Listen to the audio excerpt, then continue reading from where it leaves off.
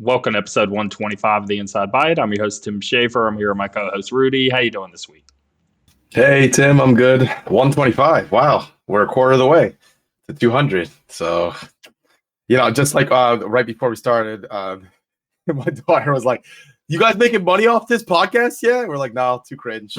So that's a wrap. But we're still trucking along. So Yeah, I could turn the ads button on, but then I would make about $1 an episode, and I don't by want the time to. by the time we get to episode 500, we'll make like $10. So pretty good. No, everything's good, man. I went to Texas for Thanksgiving break. That was my first time there. So that was pretty cool. It was a good experience. I really liked it. And man, I got to say, I know you probably already experienced this somewhat, but Texas especially. Food? I was just going to say, specifically the Mexican food down there. Oh my God, so good. And we were visiting my mother-in-law and my wife's grandmother. And they are like freaking experts at making this food. It's just so good. So yeah, that's a huge benefit of Florida as well. Is we get food's great. So I mean, honestly, I'd say New York, Florida, Texas, those are all pretty big hot spots when it comes to food. 100%. Only other thing, maybe on what you want. California. Outside of that, I would say those are probably the biggest spots. Those are the main ones. Yeah, I would agree with you. Yeah, man. But because of that, I haven't really had that much time to play. But it did actually. Plane rides always bring out something. Maybe an old game I haven't been playing for a while. It makes me revisit. So I'll talk about that later. Except I can't edit the doc for some reason. Refresh it. I seriously had to clear stuff off of my Google Drive just so I could edit it because it said I was full in storage. And it's like, I don't want to. I already pay for like 200 gigabyte, and it's always full, and I'm always shuffling, and I'm like this close to like upping it to like that 2 terabyte thing. But then you're talking like $10 a month, and I'm like, oh God, I don't need another sub. Don't need it that much, But I will say, during that trip on the plane ride, I got back into Zelda, so I'll talk about that later, which I was really happy about. Sick. Okay. Mm-hmm. Yep. So, main topic today.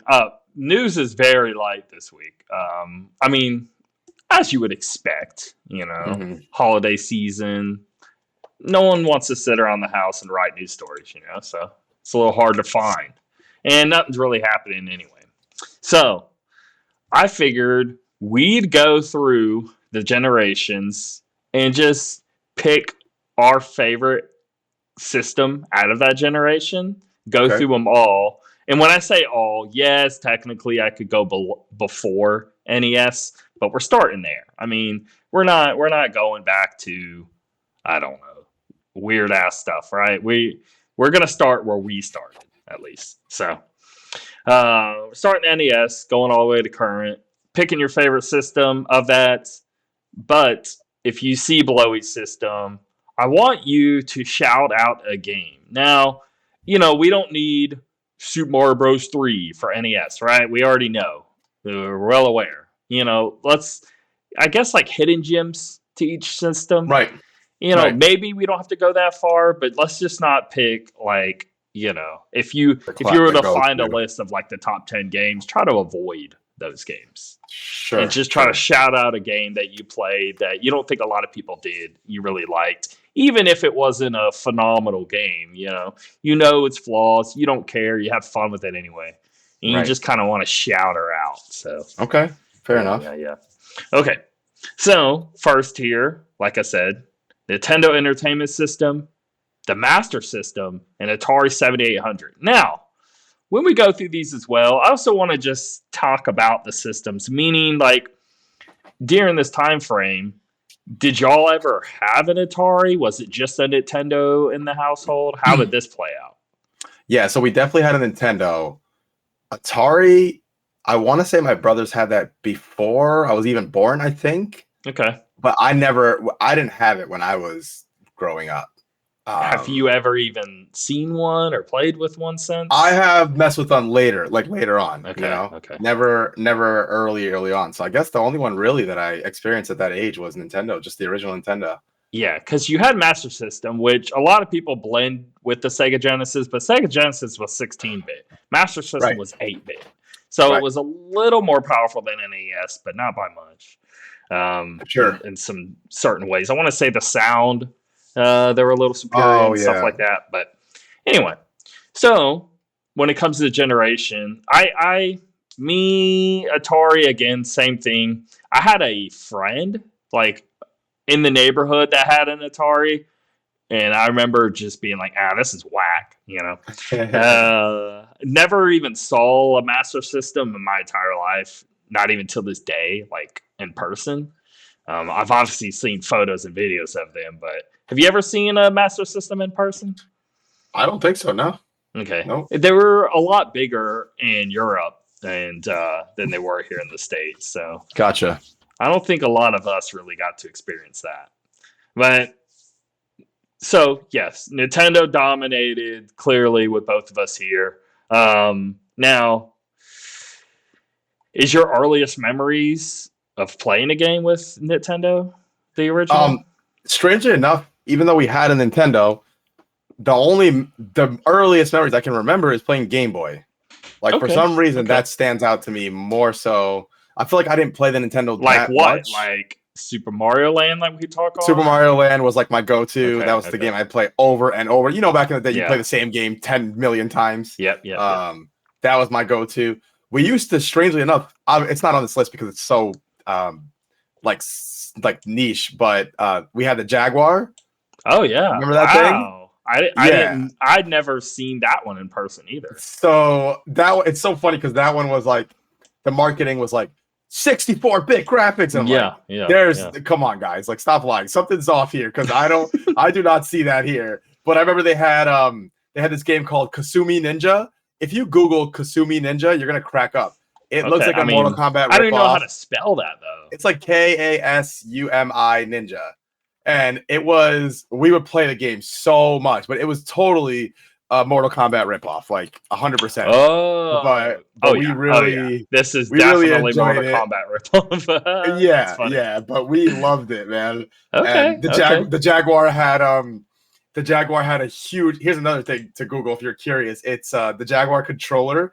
It was like a pad, but it was gigantic, and it had like 7 rows of buttons. It was the weirdest thing I've seen in my entire life. Yeah, very strange.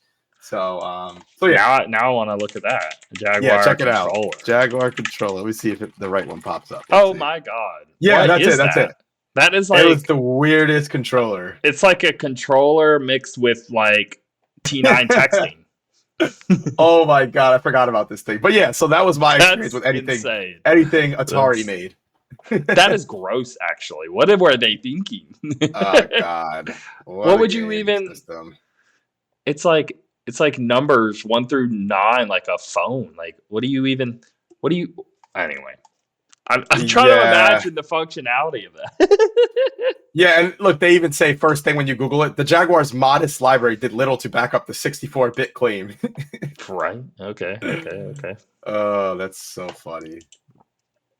All right. And speaking of just weird systems, I mean, I had a 3DO, and I remember nobody ever having that. And so I experienced like Gex through that. There was a Road Rash game on there where it got ported to PlayStation, but like the 3DO was like the version. I remember playing like what was the movie Demolition Man? Yeah. Anyway, but most of the stuff on that's when they were hitting that time frame of like those Night Trap games where it's like, it's a movie, but it's a game kind of thing. Yep. And it kind of sucked looking back, but that thing was, I want to say $600 or $700 at release, and that's why it also didn't sell. But anyway, all right, going back, Gen 1, Nintendo. Let's shout out a Nintendo game that, I don't know, any NES that isn't like super obvious that you want to shout out. I guess it's not super obvious, but still well known. But whatever. Instead of mentioning like the Super Mario and stuff like that, Zelda, I was thinking of Contra, like the original one. Yeah. Which I really, really enjoyed back in the day. It's super fun. Another one is maybe Dr. Mario, which I thought was really good on that system as well. I remember I played that so much. I think I mentioned on the show, but a month or two ago, we were rarely having like Dr. Mario tournaments because I recently found it in it's like a flea market, $3 or something like that. Sure. And then so I popped it in, and it just became this thing in the house for a few weeks of us just obsessing over playing each other in it. And really, I mean, it's genuinely like a pretty original puzzle game. It is. It really is. Yeah. Yeah. Okay. All right. Moving on here. Super Nintendo, Sega Genesis. Now, I'm skipping. There are some like obscure systems, all that. But we're just hitting the main ones here. The ones that sold millions upon millions of units. But Super Nintendo, Sega Genesis, where are you going here with this? And throw some shout outs. There's a game on Sega. I'm just having trouble remembering the name of it. Let me see. I want to see if this is the right title. Because if this is the right one, this is like a super under the radar game. Okay, yeah. Okay. There's a game on Sega Genesis called Ranger X. Okay. This is like totally what we're looking for, right? Like something people probably never heard of. We used to play the heck out of this game. It's like a side-scrolling, hey, this looks pretty cool. I thought it was really good. Like for the time, it was way ahead of its time. Super fun, really challenging. Yeah, that one popped in my head. And the other one, which people know, but it's not like a front-facing game, is Golden Axe. I used to play the heck out of Golden Axe too. Oh man! But for people curious, Ranger X. I mean, great. I'm seeing these screenshots. How does this play exactly? Is it like it's been so long, but I'm pulling up it's like a side scroller, shoot 'em up kind of thing. You know, it had like an interesting story, and it wasn't just going from left to right. Like you'd have some sort of a little bit of it was kind of on rails, sort of, not 100%, but for the most part, it would just kind of carry you through. I don't know. That looks. But there's some areas where it's not like that. Pretty dope, though. I actually want to play that. Yeah, I thought it was fun. I wonder if you can play this anywhere still. Let me see. I mean, there's always a way, but I mean, there is, but I wonder if it's like on any system or something. Let me see. Is it on anything else? Let's just do like Ranger X buy and see. Yeah, good idea. No, it's all just the actual Sega Genesis. The actual Sega Genesis, Yeah. It's a good game, man. Good game back in the day. I wonder if there's like a review for this somewhere. Like, was Ranger it actually X. Good? Was it just memories, well, There's only 2 reviews that I see. One is a high score, one's a low score, so I don't know. Well, I've been going to, let me see what these usually sells at. Let's see price charting, because lose 27. Okay, that's doable. Because I was thinking, I go up in this game store all the time, and they seem to have like a genuinely very large collection. I can usually find anything up in there. So I'm going to look for this. Because I genuinely think that looks pretty cool. And it is a lot of fun. I have a Sega Genesis hooked up. Might as well take advantage of that. All right. I enjoyed that one. But yeah, in terms of the systems, though, I mean, what are you picking here? I'm assuming it's obvious, but yeah, I'm Super Nintendo for sure. Yeah. But I'm telling you, like, as much as I would say I like the Super Nintendo more, I very much played the hell out of my Sega Genesis. Oh, and there were definitely periods to where like I was definitely preferring playing on that than the other. It's just only in like retrospective where you think over the whole amount of time and the greatest of the greats of games, stuff like that. You kind of have to give it to Super Nintendo there. But during that time frame, like there was a genuinely great battle going on there, and they were both super strong, I'd say. So yeah, no, I totally agree. They were both really good systems. So yeah. All right. My shout out Sega Genesis. I mean, a lot of people know of it, but Vectorman, was like robot dude that shoots I don't know. Is he green? It shoots like silver orbs. I don't know.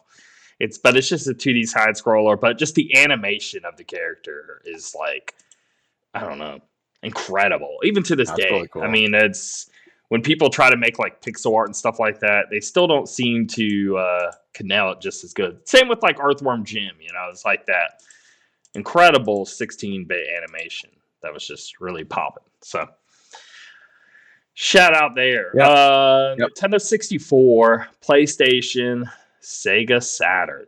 Now, this is where Sega just went kind of... Yeah. Right? They had a bit of an uphill a little bit the gen after this, and then kind of crashed for good. But Nintendo 64, PlayStation, where are you going? I mean... This is a hard one. Honestly, even though I love so many games on 64, I have to go PlayStation. They just had such a high volume of so many good games, you know? It's like crazy. Yeah, I'm going PlayStation. PlayStation 1, I mean, again, I've said it many times. I think it's my favorite system. And it's because of that. You're talking 200 very good titles that are like 9 or above kind of level. Nintendo 64, you're talking more like 20 or 30 titles in that realm. But yeah. And then like the ports that did exist where they were like, let's think like on like a Resident Evil, for example, right? That was ass on 64. Or I don't know. There was a lot of loading on PlayStation, but because of the loading, you just got like actual full-on cutscenes, and I felt it was worth it, you know. Yep. Yeah. So I'm going there. PS1. Any shout out game? Let's see. Let me think. PlayStation. Nintendo 64. I'm gonna say War Gods. It was a like, 2D fighter kind of deal, but I say 2D fighter. It was it was 3D characters, but I guess it played like what a 2D fighter would play like. Gotcha. Let me make sure I'm even getting the title right there. Yep, that's it. War Gods. Somehow would really play the hell out of this. And, it's pretty much like Mortal Kombat, but it didn't, it wasn't trying to rip off of it. It was pretty original. I had a ton of fun with it. The whole shtick was you're just playing with different, like, Greek gods. Sort of battling each other that way. And because of that, you just got super awesome moves because you were gods. So I really enjoyed that. So. All right. Well, I was kind of looking around to see if something came back to mind, and there was a game made by Eidos Montreal. I didn't know they made this, but it was Fighting Force on PlayStation. I don't know if you've ever played it, but it was a beat 'em up, a 3D beat 'em up game. We used to have a demo disc of it, and we used to play the demo over and over and over. Oh my god, dude! I had the demo disc. So much fun. I never actually played this game outside of the demo disc. Dude! Oh my god! Wow. That brings to mind, there's one other game. There's a game called Blasto that was also on PlayStation, I believe. Let me see. Blasto. Yeah, look up Blasto. That's another one we used to play a lot. It was a wacky-ass game. First of all, he looks like, you remember the Tick, that cartoon? Oh, yeah, he does. He does look like that. That was another one used to play a mix of Mr. Incredible and the Tick or something. Let me skim through this real fast. What the hell is this Blasto game? Okay, it's like 3D platformer. This looks pretty cool. Yeah, it was fun. I had a good time with that one too. That genuinely looks pretty damn good. I need to mark this down. I need to take some notes here. Man, looking pretty fire. That was a fun one. Anyway. All right. Anything on Sega Saturn? Did you ever even know anyone that had one? I mean, I had one friend that did. We made fun of them and the system all the time. It's like, get this trash out of there, kind of deal. Yeah. I only thing I remember playing on there was Virtual Cop, way back in the day. Yeah. Besides that, I can't really think of anything. Okay. So Tim, sorry, give me 1 second real quick, right? Okay. Yeah, what I was saying was Virtual Cop is literally the only game I can remember playing on Sega Saturn. Was Virtual Fighter on Sega Saturn too? I think. I would assume so, right? Because that was Sega. Now, I'm thinking the only thing I ever saw and played was just like random sports titles, because I remember it was like my friend's dad's friend or something like that. Anyway, he had a Sega Saturn, and I remember he would always be bragging about how the graphics looked better there than PlayStation 1, and always arguing over it. And we're just like, Yeah, but there's literally no games. Like, and the only game, it was just a matter of all the stuff was like in Japan that was anything good with Sega Saturn, so we never got anything of consequence. And I don't know. I mean, maybe that's one of those things to where if you don't win the North American audience, like maybe you just have a hard time overall. And yeah, I think so, because man, that ended up being a flop for sure. Okay. The gen after here, we got PlayStation 2, Sega Dreamcast, and Xbox. Yeah, I'm gonna have to go PS2 again. Thought it was just superior, to me at least. I didn't really mess with the others as much, to be honest. I did at the time, but PS2 definitely wins in this category. First of all, this is when the argument started coming to play of like third party support. If a game was being made by a company, they were like they're making it on PS2 regardless. And then if we're lucky, they'll also make for other systems. But they were always targeting PS2 because obviously there's where the sales were at. And I want to say, I would assume it was probably just the easiest to make for.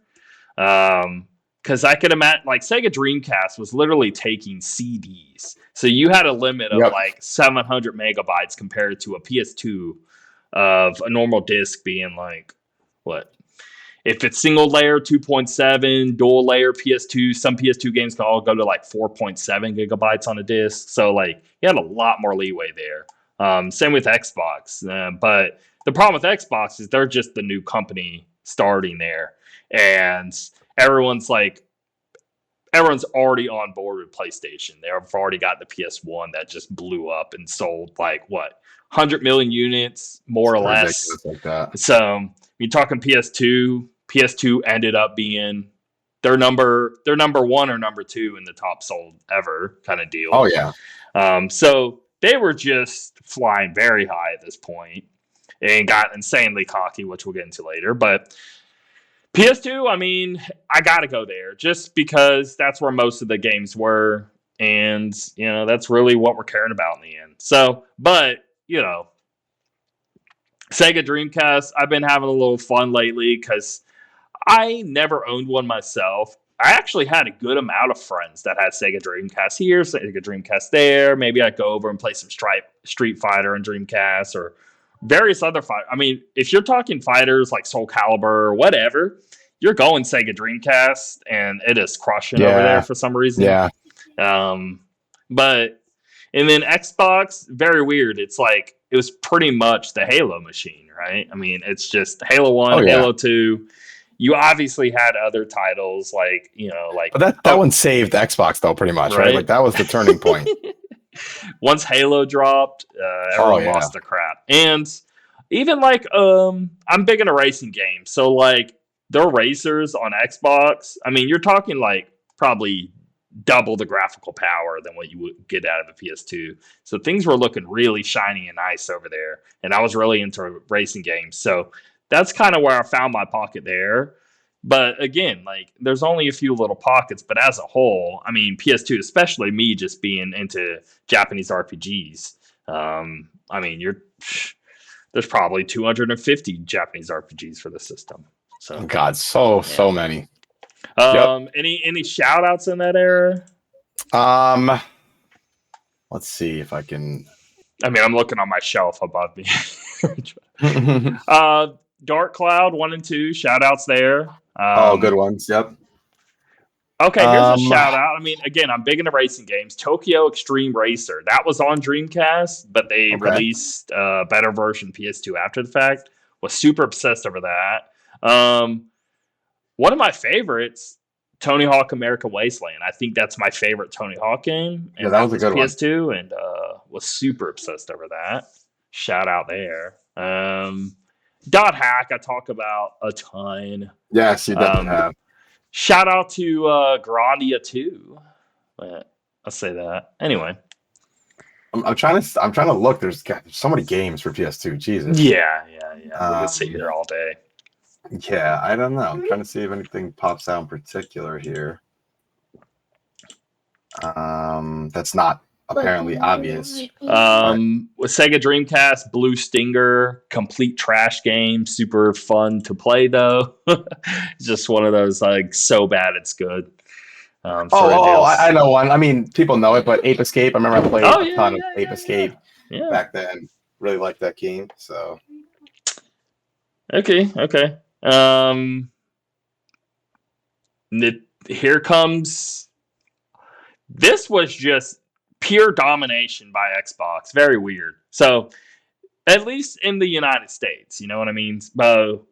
Nintendo Wii, PlayStation 3, Xbox 360. I want to say technically I'm wrong because right at the very tail end, we started, like, basically when Uncharted 2 came out, there was that bit towards the end of the PS3 where it just skyrocketed in sales. Started to get much better, yeah.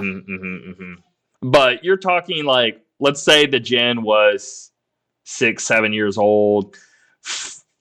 I don't know. 3/4 of that was just 360 domination. Yep. No, it was up there, and obviously Wii was crushing it for God's. Wii was crushing both of them, but everyone was also goofing on them the entire time. So, Yeah. Now, in the beginning here, like this was the very first generation to where I'm actually going out myself and buying a system. So prior to that, like PS2, Xbox era, and all that, like you're talking like parents, gifts, whatever. But this gen was the first I actually bought my systems, and I ended up buying all three of them in various times. But the Wii was actually the first one I bought. Now I had a PS3 because older brother had one, played that. But the Nintendo Wii was the first console I went and stood in line to buy. And I was incredibly hyped. I mean, I got pretty bummed pretty quickly of like, man, I was expecting the graphics to be better, and it was just more pretty much on the same level of GameCube, a little better, but not much. So I remember getting a little bummed at that factor, but I quickly got over it just because, Nintendo games themselves are just phenomenal. So I really just got sucked in that. And but I mean, PS3 is where I spent the majority of my time in this generation. Right. Weirdly, so Xbox 360 dominating, but I'm over there on the side playing like Valkyrie Chronicle PS3 or whatever, just playing all of these obscure, weird Japanese games as I do.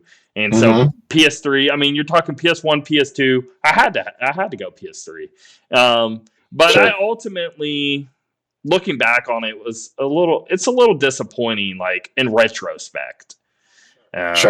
I don't know. The game's kind of like, they don't age well. They ran like ass. Yeah. It's really hard to go back to. Well, interestingly enough, it's so funny when I think about this generation because I played plenty of games on Wii that I really liked. I played plenty of games on PS3 that I liked.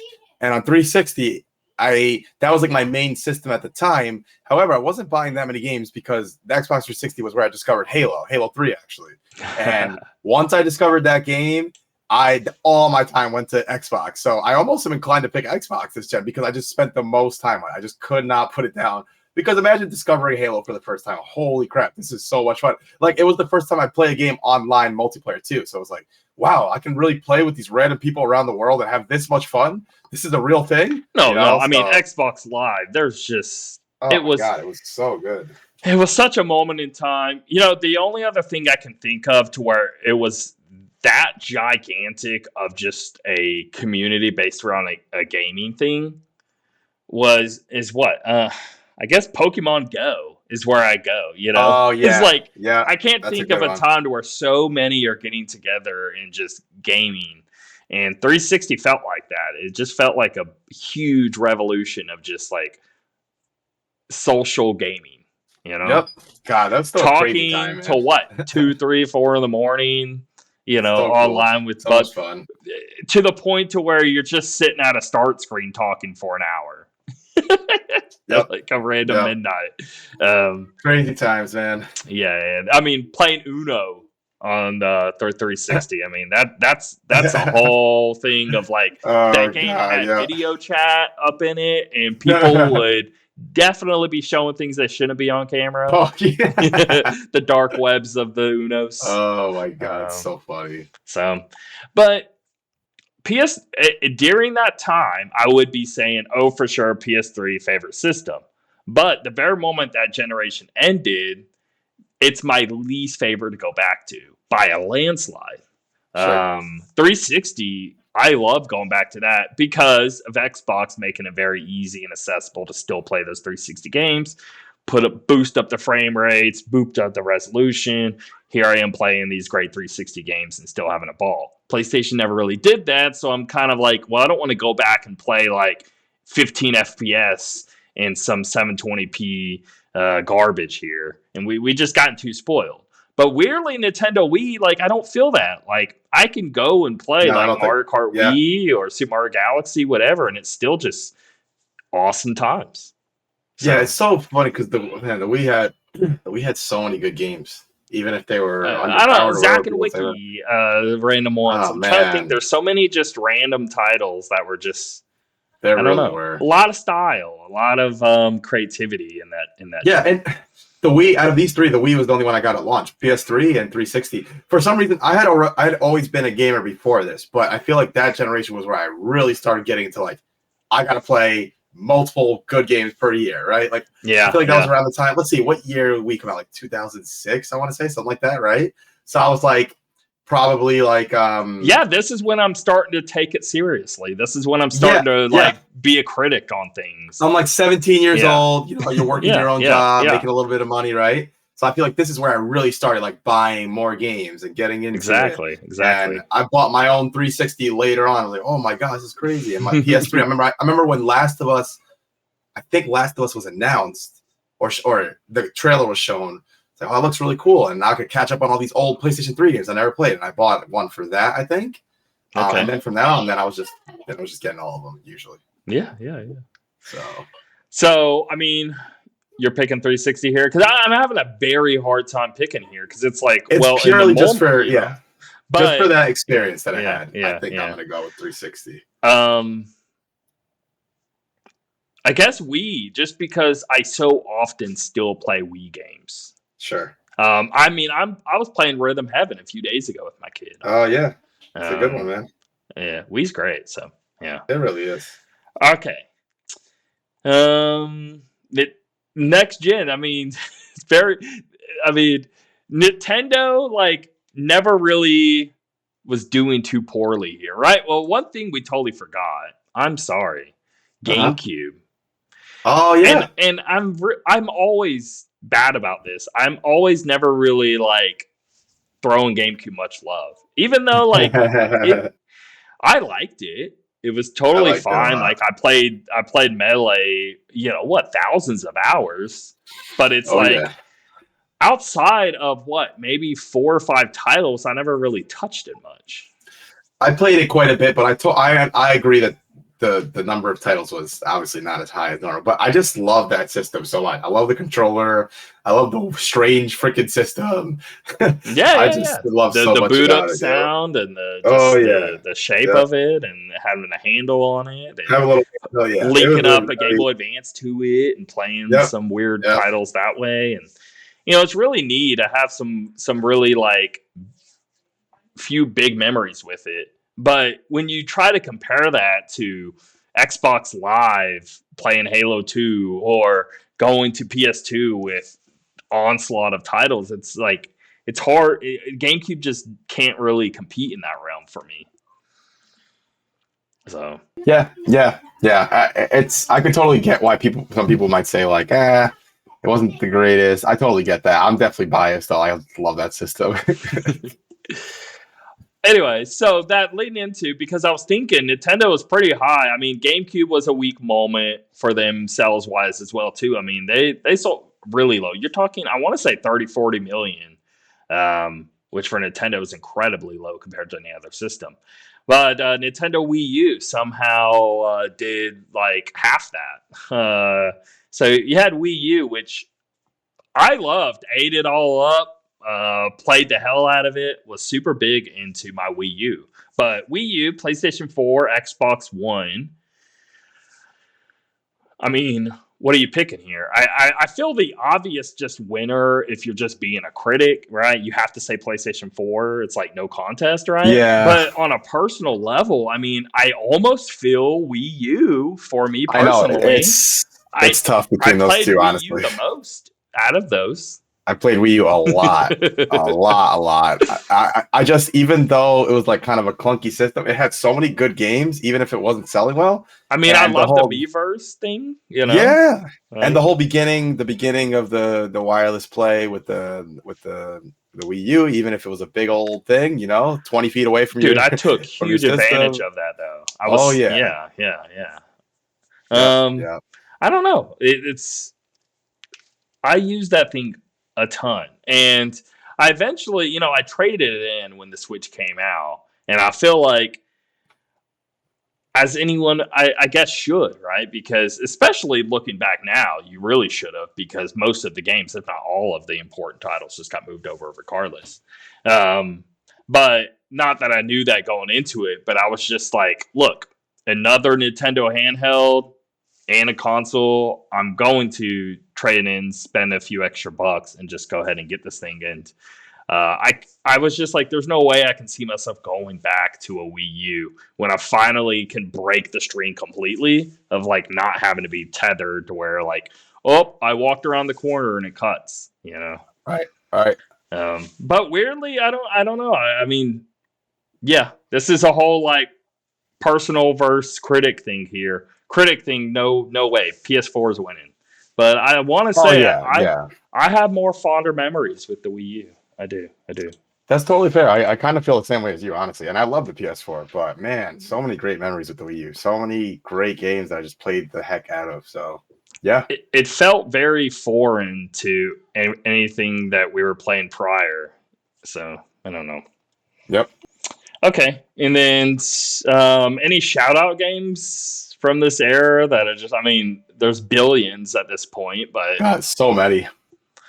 I guess, I actually have this here.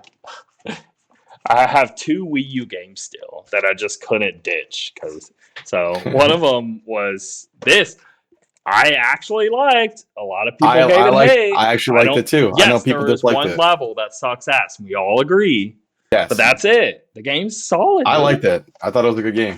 Yeah. And then I got the Zelda Twilight Princess. Oh, HD nice. With the Wolf Amiibo. So there you go. Yeah. The soundtrack. Yeah. The only other one I'd shout out on PS4 is The Last Guardian, which I always talk about how much I loved it. Definitely underrated in my opinion. So yeah. Okay, are those guys still around? Does Team Eco still make games? Yeah, what are they doing right now? Team Eco. What happened to Team Eco?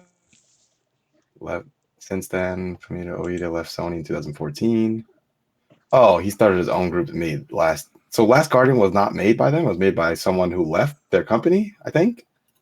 It seems. I mean, wasn't it the same? It was the same director, though, right? The same guy that created vision of them all.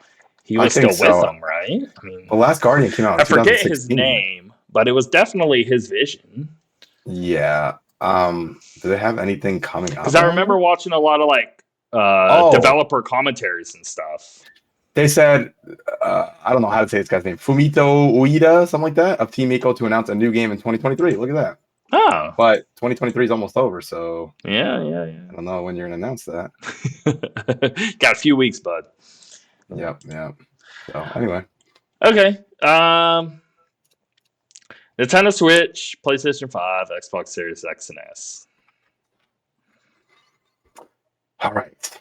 PS5, Xbox Series X and S, Nintendo Switch. Honestly, this is, for me, I just got to go with Nintendo Switch. I'm not even going to think about it. I've gotten so much pleasure out of that. It's a pretty simple decision for me. Oh my god!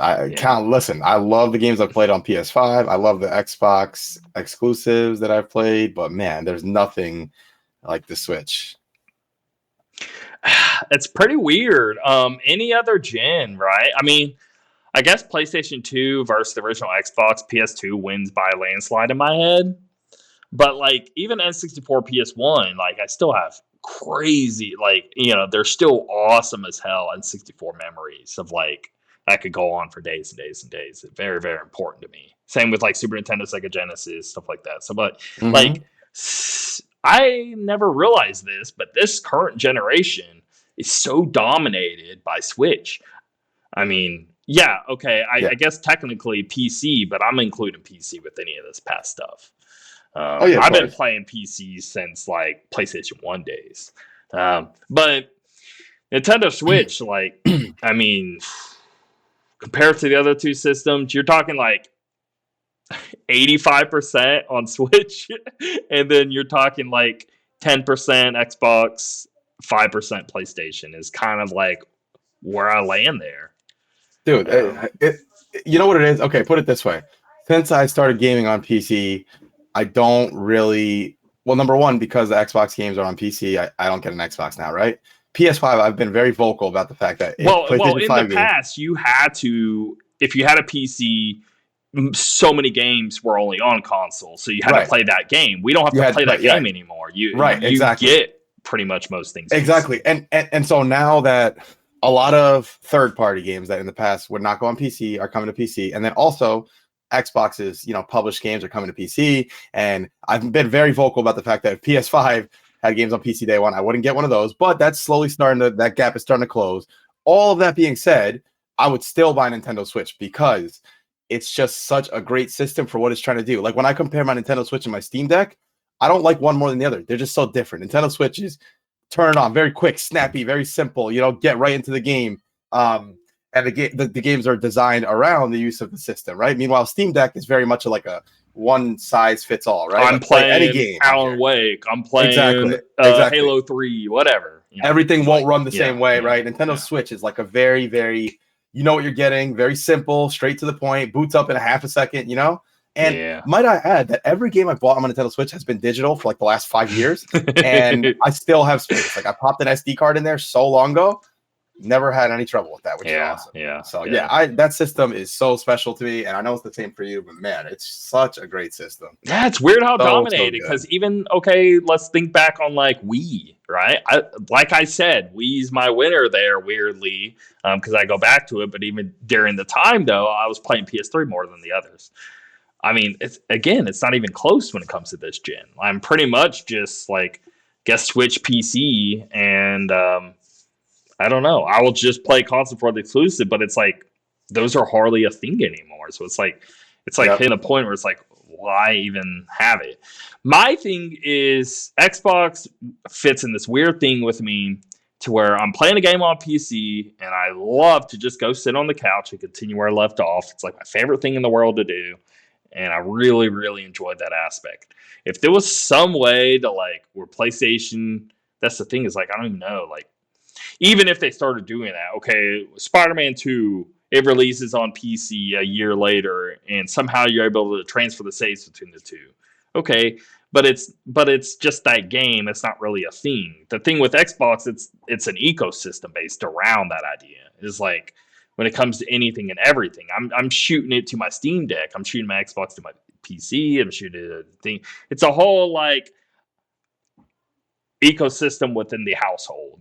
Is kind of how I've been treating Xbox. So it gets a lot of play in that realm. But even all of that being said, like me just playing Zelda on the Switch I'm gonna dump hundreds of hours. See you guys later. Like I don't know. Yeah. Yep. And I oh my God, these kids are so loud. Hold on, Tim. Yeah. What are you guys trying to do? Turn it off then. Stop yelling.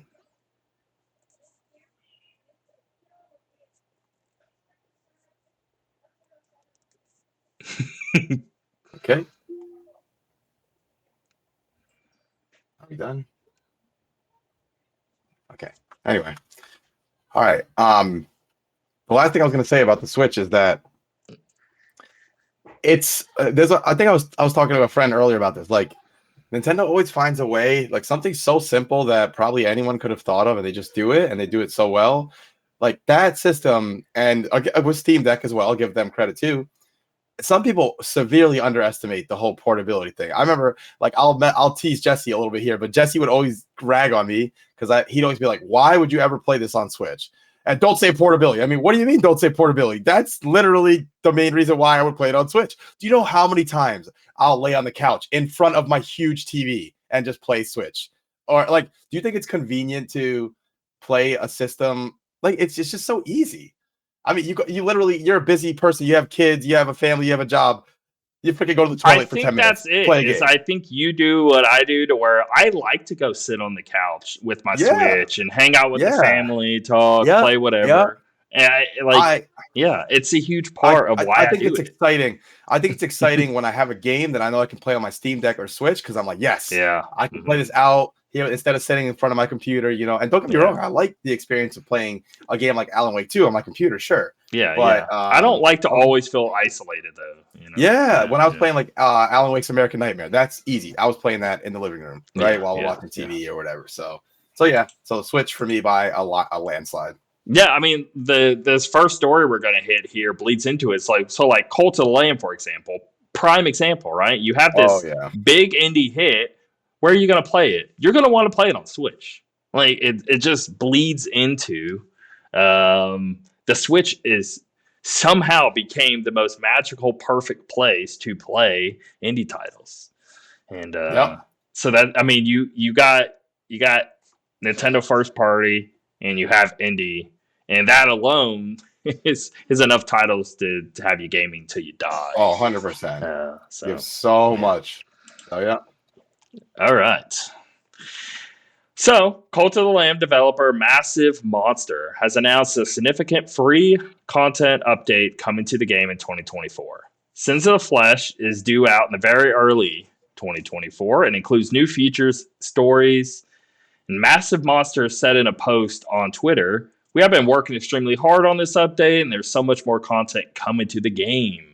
So, just know there's a good, huge drop of free content coming to it, and I still have yet to touch it, and I need to. So but again, we're drowning in stuff right now, and I need to finish what I'm playing. I don't have time to be playing that right now. Oh, same here.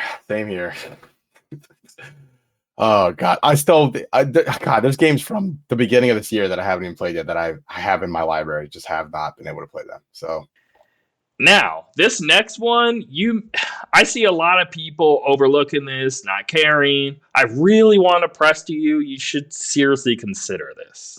Yeah. And this will actually work in your repertoire. It's coming to Steam. You could totally play it on the deck or just on a PC with a fighting stick, whatever. And I just want to say, this Killer Instinct game, it came out forever ago. I don't care. It holds up incredibly well. I want to say it was like Xbox One launch title kind of deal. But they still just been updating it. And the way this game plays and performs, and like the netcode's all perfect now too. I really urge you to give this a shot. Okay. Anyway. All right. So let's talk about it. So Killer Instinct Anniversary Edition announced alongside big update. Revealed in a blog post, the Xbox One launch title. It's so crazy. Splits into two versions upon the release of its 10th anniversary. The Killer Instinct base game, which is free to play on all platforms, and the $29.99 Killer Instinct Anniversary Edition. Super cheap, by the way, which includes all 29 fighters and all premium content ever released. This update is when consoles. It's hitting. It wasn't hitting Steam till this, I want to say. Gotcha. I don't think it's been on Steam till now. Yeah, I don't believe so. This update means that on Xbox consoles, Windows PC, the current Killer Instinct Definitive Edition will be retired from the store, replaced by Killer Instinct Anniversary Edition. All purchased Definitive Editions will be upgraded to the Anniversary Edition for free. Some mature rated content included in the Definitive Edition is not included in the Anniversary Edition. Like the Definitive Edition app featuring developer interviews, concept art, Killer Cut soundtrack. We can live without that. It's okay. But if you already own Killer Instinct Definitive Edition digitally, you will still be able to download all this content. On Steam, it's a little different. The current purchase-only Steam version of Killer Instinct will be replaced by Killer Instinct Anniversary Edition. All purchased Steam versions of Killer Instinct will be upgraded to the Anniversary Edition for free. The permanent VIP double XP booster and Gargoyles, Golden God, and Agent Shroud colors will be available on Steam for the first time. Okay, that's cool. It's worth noting you'll no longer be able to buy individual fighters in various editions, but anything you've previously bought will remain in your library. You'll still have access to it. The goal of this balance update is to reduce the frustration some of the game's strongest characters provide, while also giving a little love to the characters who tend to struggle, even after 5 years of player effort. Not every character is getting changes, and the changes coming in will in most cases not affect your playstyle much. If your character didn't get any changes, keep in mind that some of your more difficult matchups may have gotten easier. We hope these changes will breathe some new life into KI's competitive scene. We look forward to watching you compete for as long as you're still having fun doing so. Yeah, balancing these games is tough.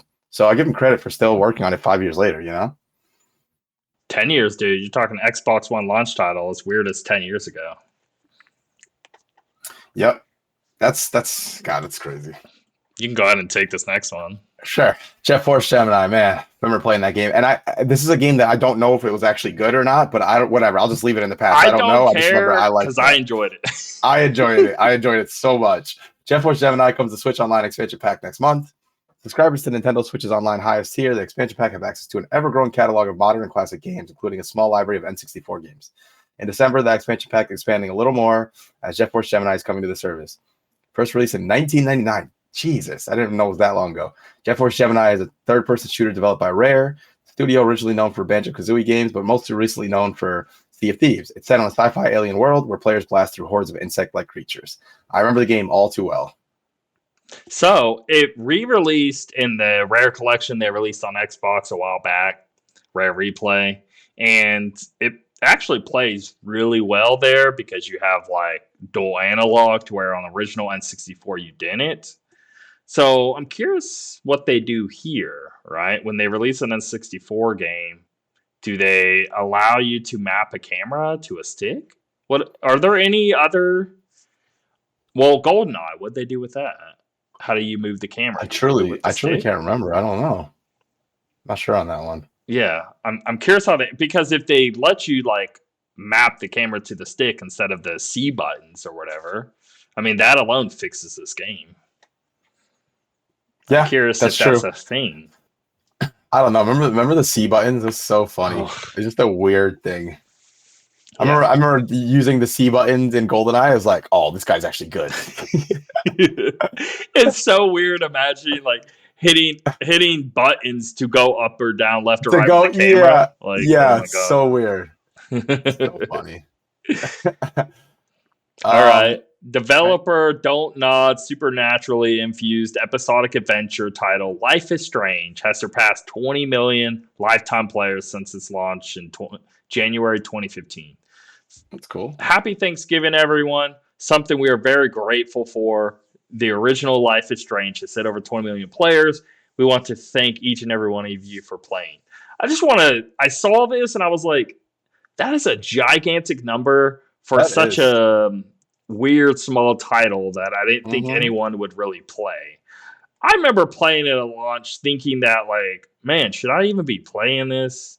I don't know if I'm even going to like it. This is kind of weird. And ended up loving it, weirdly enough. And I want to say like 20 million is super high up there for this type of title.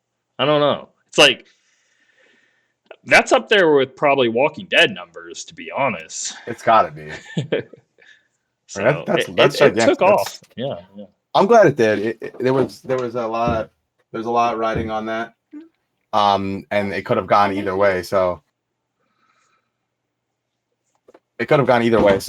I'm just glad it worked out that way. Because man, I really did end up enjoying it a lot. Like Life is Strange 1, I really enjoyed, and then Life is Strange. And by the way, Life is Strange 1 had so many twists and turns. Life is Strange 2, at first I was like iffy on it, but I ended up actually really liking it. It got better and better. And then the third one I thought was great. So I think, it's well-deserved, their success, Yeah. Okay, so this next bit, before we go, I was trying to think of something fun we could do here. And I was up in the Steam library trying to figure out what I wanted to install on my Steam Deck. And I somehow thought of, you know what? There are so many, I'm sure, and yours as well, so many games you have yet to even touch. Many games you may not even know what it is. Yeah, that's 100% true. So what I thought would be fun, and we can come back to this in later episodes, if willing, if want to be. I think it'd be a fun thing, but just go in order from the very top of the library. And I'm just going to go through our first 10 titles in our library. I went to your profile and pulled your first 10 as well. Okay. And I just want to ask about what is it? Are you even going to play it? If you did play it, what you thought of it. Did you beat it? The beat All percentage, I'm sure, is going to be 0.001%. Oh my god, yeah. No. All right, let's do it. Yeah. So, I'll go first here. My first title here, 100% orange juice. So, I do not know what this is. I think it's almost like I have some screenshots in my mind of like it looks like a visual novel, but you're trying to sell stuff to make money, almost like a market game kind of thing. Is I think what this is, but there's like an interesting story apparently on it. I just saw it had weirdly great reviews for such a weird title that I bought it because it was on sale for like $1. So I was like, oh, it's $1. Oh, it's got great reviews. I'll buy it. And that's basically my mindset there. Moving on, I guess. Well, actually, we'll just ping pong back and forth here. So, yeah, okay. So I have 11 memories retold. Yeah, I do not know what this is. I'm gonna look it up. It sounds familiar to me, like I knew what it was at one point, but okay, it looks like some sort of what the heck is this? Some sort of 3D like. Whoa, the art style is like a painting. Kind of interesting. Okay, well now I got. Okay, hold on. Maybe I'll discover something here. Very positive in your own library. First of all, be aware the graphics can make the game quite unattractive. The goal to go for impression style complete some people, but also deter some. Dude, this done. Actually looks really sick. Yeah, I'm watching a video of like how that looks cool. It says you will see both sides of the war and it's filled with memorable events. Interesting. I don't know. I like the art style.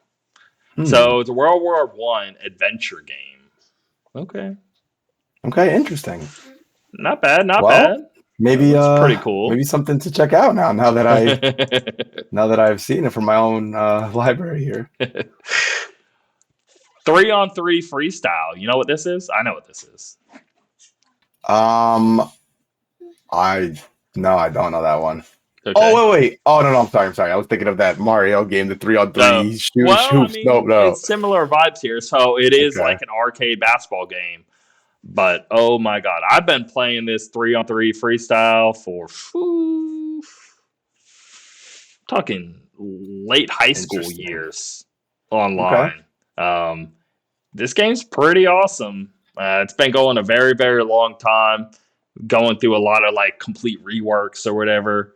But it's a basketball game, and it's just super fun because it's just like really, you can get some intensive dunks going on, just constantly just shooting threes, getting on fire. It's like, I don't know. You take basically NBA Jam and you just turn it 3D and make it so much better. And I really like cool. 3-on-3 freestyle.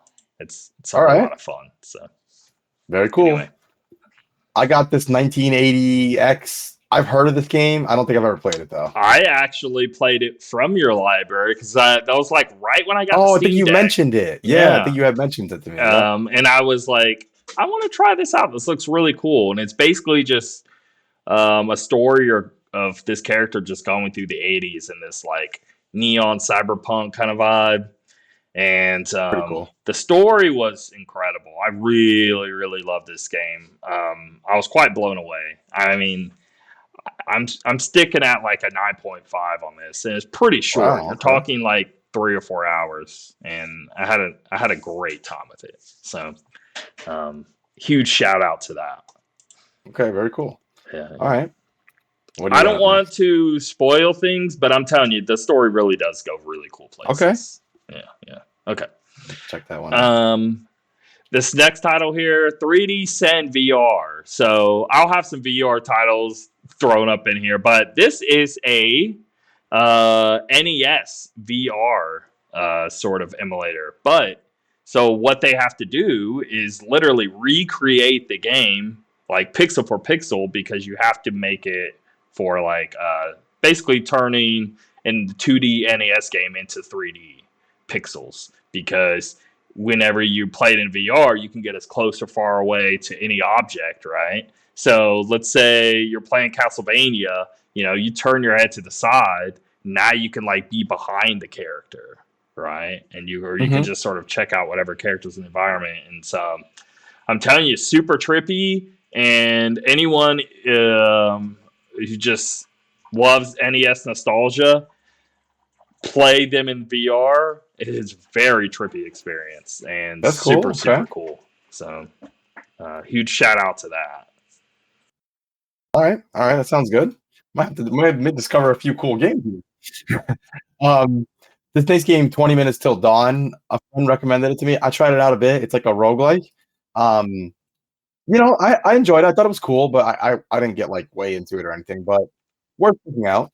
I thought it was a cool, really cheap little survival roguelike game. So. I see. Yeah, this looks a little cheap. Yeah, it's definitely maybe the mechanics are good though. It just doesn't. It wasn't bad. It wasn't bad. It's Let me not take like that back. Appealing. The pixel art actually isn't. That actually looks pretty good now that I'm seeing more of it. Yeah. There's just so many games like it. I guess I just kind of get turned off. So far I'm 1 for 3. I've only played one of the 3 so far. 8-bit Bayonetta. Never touched this. I don't know what it is. Oh, I just thought it was interesting because Bayonetta. Like, wait, is this actually Bayonetta? I'm confused. Sure, I'll buy it. Is it actually like an official title? Yeah, How did they even sell this? It's not like a full thing. It's like a free download. You play like a little section. That's all it was. It wasn't anything crazy, if I remember correctly. Like a quick little. Is it official? Wait, no. 8-bit Bayonetta has been removed from Steam back in 2017. So I guess if you just bought it, you got to keep it. I wonder what, because I feel like I remember playing this. 8-bit. Well, it was on Steam, but it looks like it got removed. Let me see. Why did is it legit? Let's see. Oh, wait. It is legit. Developed by Platinum Games and published by Sega for PC and web browsers. Okay. That's legit. You can still play with this direct install and save. Thanks. I don't know how you figured this out. Oh, you can still get it. Oh, you can still get it in your Steam library by going to this little website online. Okay. Okay. Looks like I have 8-bit Bayonetta now. Okay, sweet. Cool. Okay. It's funny. I'll download that on my Steam Deck. Try it out. Okay. I'll have to check that one out. I mean, if it's official, maybe it's actually good. Yeah, who knows? Alrighty. Next up, I got A Bird Story. I have actually played this one to completion. This is okay. Yeah, what is this? This is the bridge game between To the Moon and the second game called Finding Paradise. It connects the two of them. Very, very good writing, great story, super basic. I mean, the game looks like it was made in like RPG Maker or something, super basic. However, that's just a testament to how good the director of the game is. That the story is incredible and so worth playing. Those games now that you have To the Moon, you have Finding Paradise, and you have this game called Imposter Factory. That's like the 3 main titles, and Bird Story bridges the first 2 games. And you have like these little mini-sodes that you just watch. I think you can play through them. Anyway, all that together now. I actually did. Back when you were talking on them, I went and played. I got over halfway, I want to say. I played a good bit. Just whatever. I need to finish it. I definitely really liked what I played. I was like, oh, I get it. This is really good. I really like. It's just a good story. I don't know. Yeah, I agree. I think it's totally worth playing. So. Okay. Cool little game. Adventure Capitalist.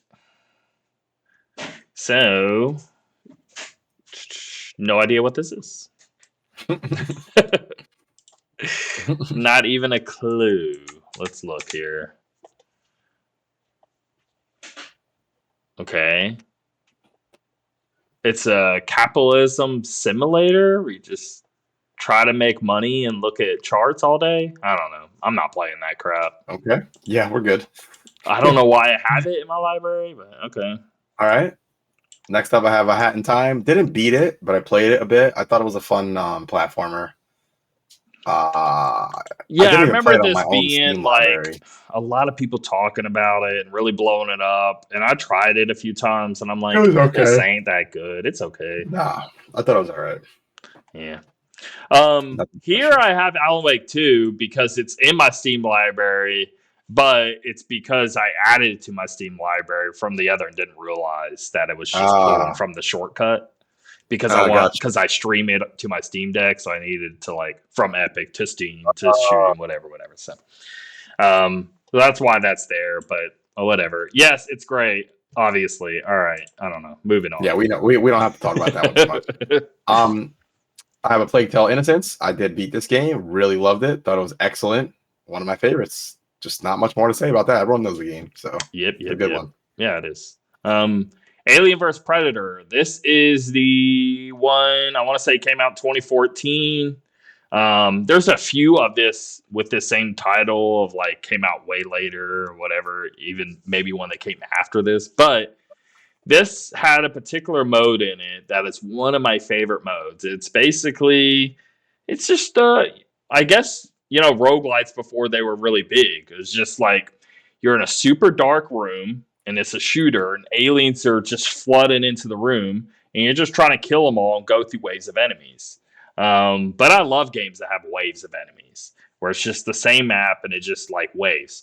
I don't I don't know. Roguelites become a bit too much to where like I'm going through an entire game and trying to complete and go to all these different maps and find all these new unlocks and all that.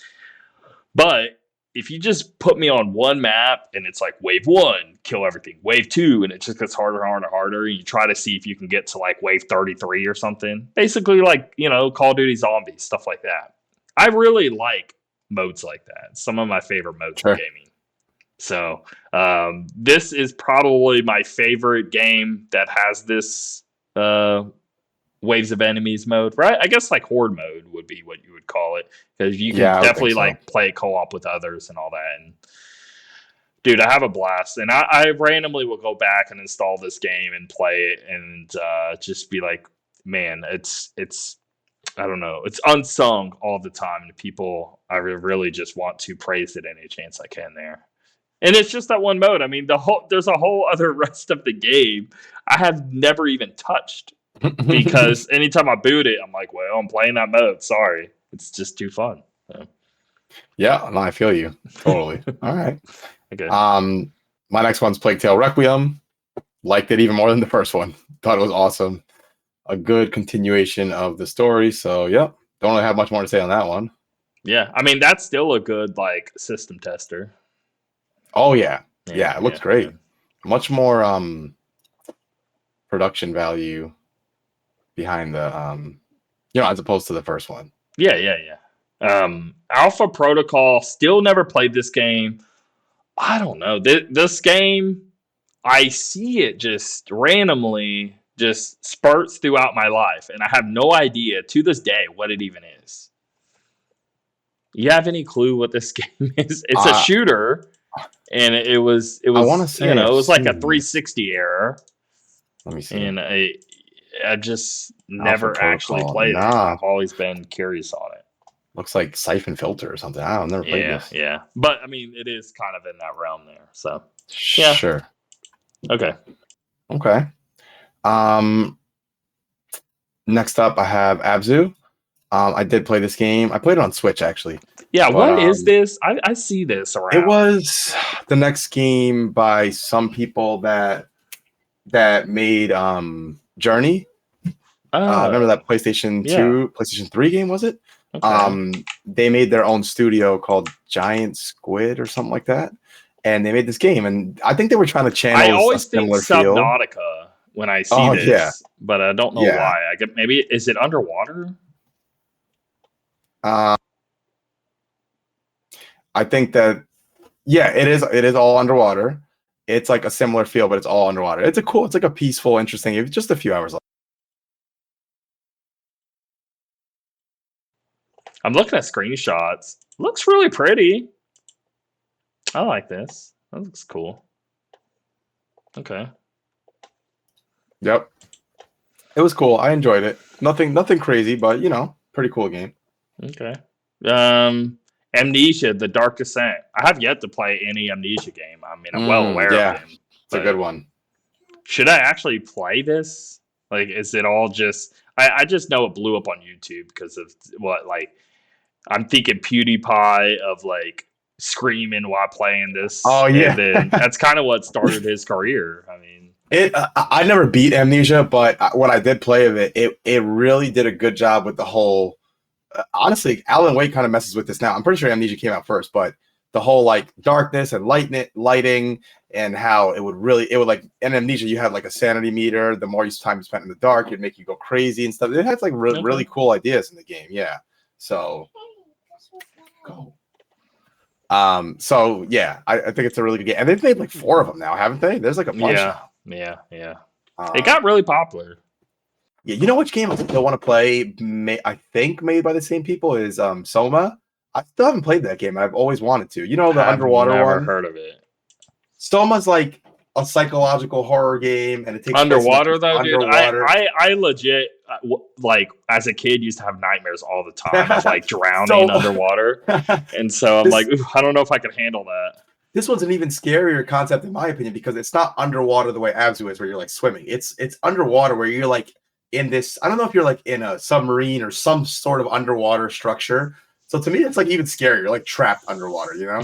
Yeah. But it's supposed to be a really good game, so I definitely gotta check that one out sometime. Okay. What is this? Aegis Defenders. I have no idea what that is. Let's see. Aegis Defenders. No clue what this is. However, this does make cool. Yeah, this does make me think of a game, if I'm not mistaken, called. Is that the right title? Yeah, a game called Aegis Wing that was big on Xbox Live. Like right when Xbox 360 was first coming out, I want to say.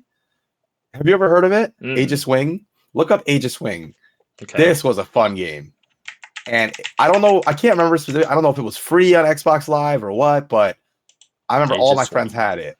And yeah, it says free to download right here. So this is right up my alley, dude. I love this one was fun game. Well, I need to remember that. Cool. That was a good time.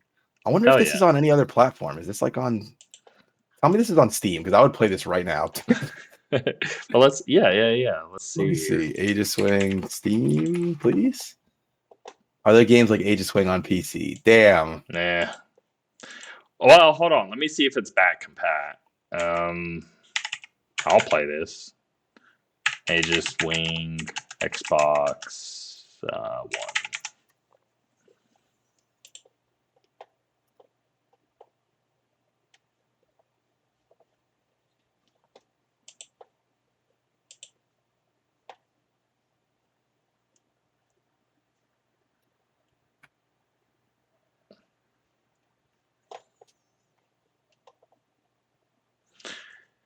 So, damn. Apparently, it is back compat, but they removed it from the store. Come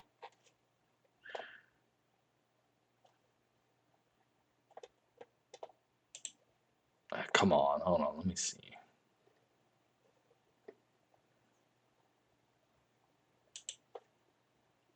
Well, actually, hold on. I think they just turned it and made it free. Hold on, I just found the listing. Hold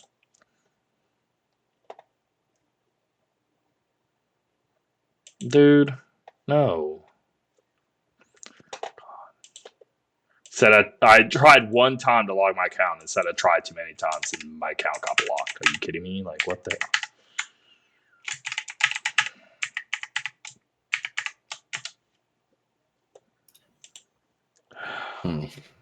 All right, well, I got to figure that. Damn it. But I may be able to play that through my Xbox. Okay. Gotcha. Yeah, if you do, let me know what you think, because, man, we used to play the heck out of that game back in the day. Aceto Corsa, I don't know how to say that, but I know what it is. The reason I bought it is because I was looking for, like, VR racing games, and this was one of the better ones that always kept popping up. But, oh my God, dude. I spent like 15 hours trying to set up of like, apparently it's just like I don't know. There's not really any content when you install the game outside of really rudimentary things, but you have to find these like mod packs, and they weren't working for me. So it was this whole hellhole. And after like hours of trying to get to work, I just gave up. So that was that. I don't know. Gotcha. Whatever the hell that is. But apparently it's great. I don't know. Funny. All right. And finally, Alan Wake. I mean, we don't really have to say much on that. Yeah. Alan Wake is Alan Wake. We know what it is, so beat that one. That was interesting. Okay. Yeah.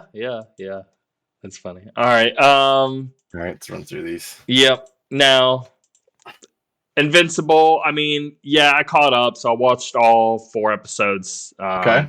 That's out. What'd you think? I guess pretty vaguely. Yeah, I mean, there's it. It's just, first of all, it's obvious, but oh my god, it's just so good. Good.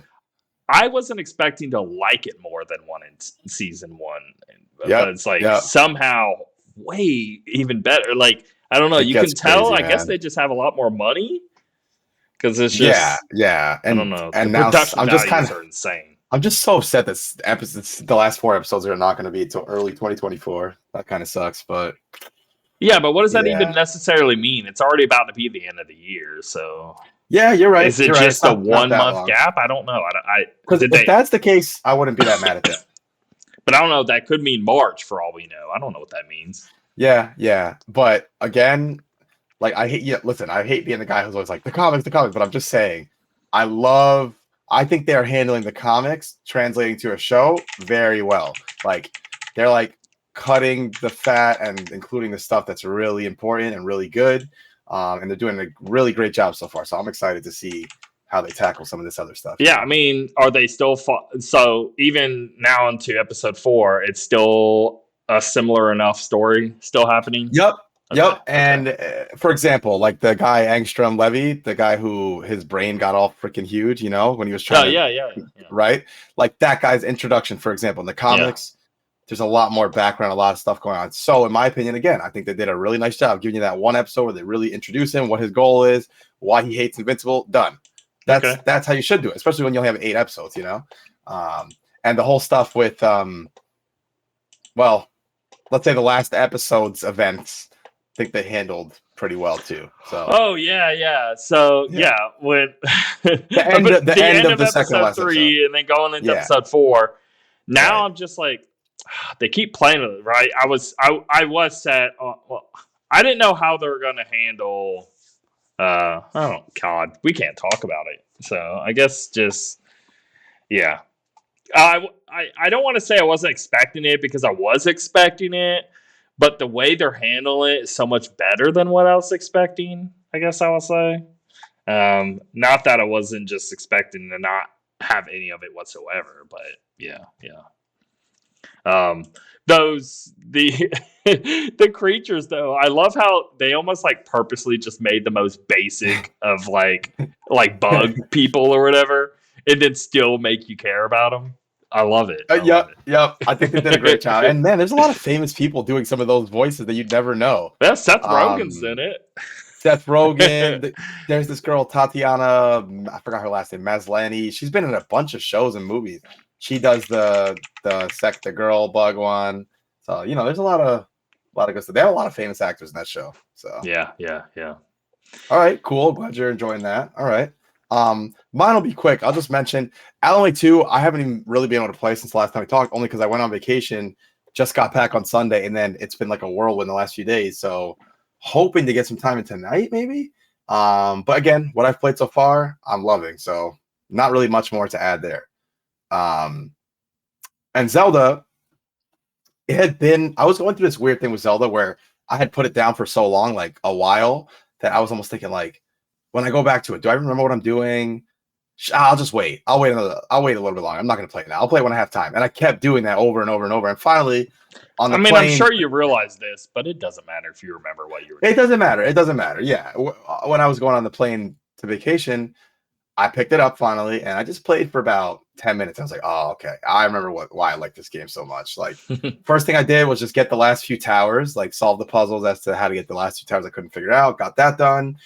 I went and finished the long quest in that Hatano village that I had been working on, like giving all the mushrooms out. It's like, damn it, who needs these mushrooms? So I finished that, and then I kind of just explored some shrines and stuff. I was like, man, this game is awesome. And I didn't even really do much of anything this whole 2 hours or 3 hours, but I loved it. I loved every minute of it. So I'm kind of back into it now. Like I'm kind of back in there, you know? So cool. Definitely will have my Switch handy and just be pulling it out here and there and just playing that here and there. So yeah, definitely enjoying it again. Remind me of what a great game it is, you know? Nice. Yeah. I'm playing Super Mario RPG. I'm about halfway through. It's reminding me every second of just like, yeah, I keep wondering. So I never actually played Paper Mario Thousand Year Door. I mean, I played the beginning like 3 or 4 different times. I'd get like a few hours in and always drop off or whatever. So I really don't know much about the game. Super Mario RPG is my favorite when we're looking at just like, okay, Paper Mario 64. I played that. The Mario and Luigi games, those RPGs, played those or whatever. But Super Mario RPG is like my favorite, just like Mario RPG related thing, right? But you know, I never actually played much of Thousand Year Door, so maybe it's better. But this remake, I mean, it's making all the exact changes you should make and nothing more, kind of thing. It still just holds the same art style.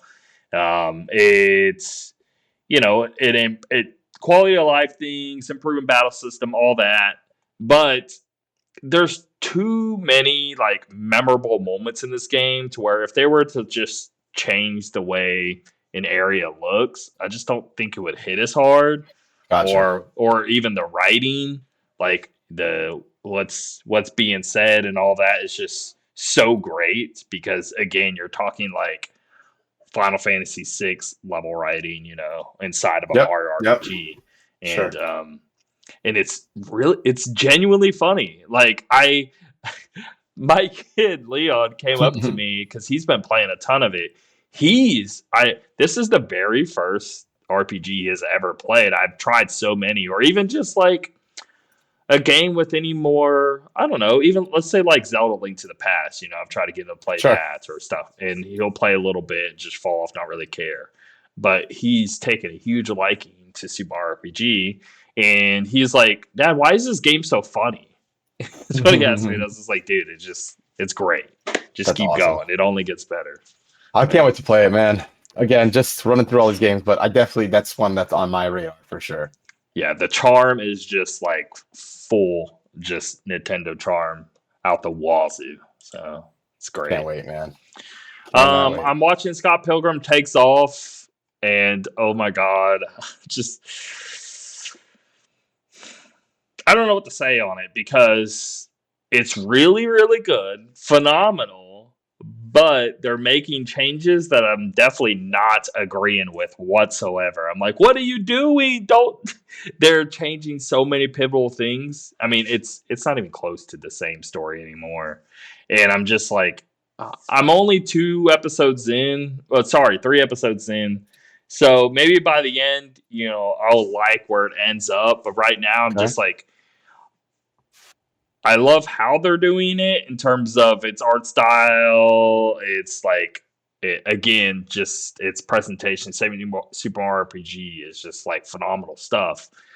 But I don't know. I hate to see just characters you really, really enjoy just getting shafted, and then and then stories taking completely different directions.